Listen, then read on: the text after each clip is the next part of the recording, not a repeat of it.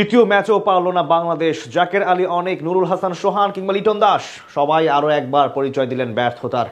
একমাত্র লড়াই করেছেন তানজিদ তামিম। বিপরীতে স্বাগতিক ফিল্ডারদের একের পর এক ক্যাচ মিস আর ভুলভাল বোলিংকে পুঁজি করে হোয়াইট ওয়াশের লজ্জা দিল ওয়েস্ট ইন্ডিজ।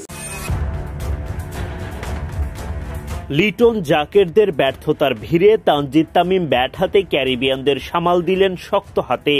বাউন্ডারির পসরা সাজিয়ে রেকর্ডময় ব্যাটিং তামিমের।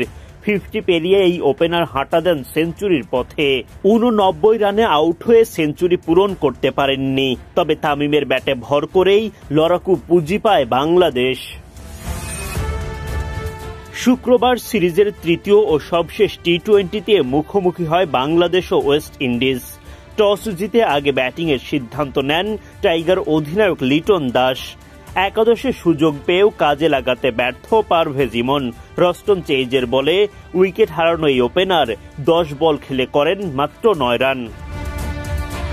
অধিনায়ক লিটন দাস ধরে রাখেন দ্রুত উইকেট হারানোর ধারাবাহিকতা। 9 বলে লিটন করেন 10 রান।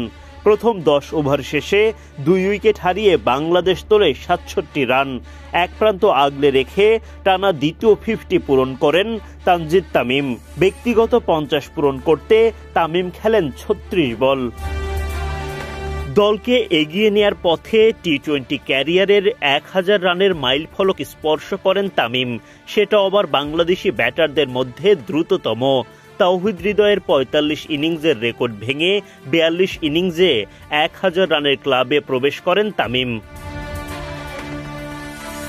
সাইফ হাসান তার উইকেট হারান 22 বলে 23 রান করে।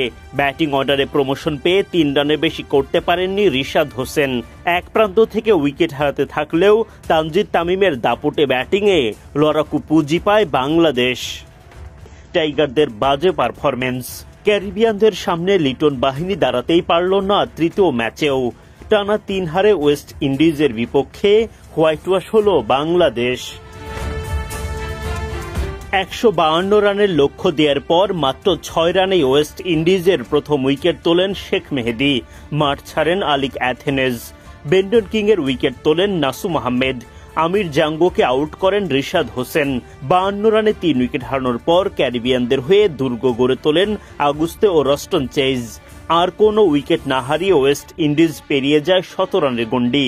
আগুস্তে ও চেইজের গড়ে দেয়া ভিতের উপর দাঁড়িয়ে জয় তুলে নেয় ওয়েস্ট ইন্ডিজ। শুক্রবার সিরিজের তৃতীয় ও সবশেষ টি-20তে মুখোমুখি হয় বাংলাদেশ ও ওয়েস্ট ইন্ডিজ।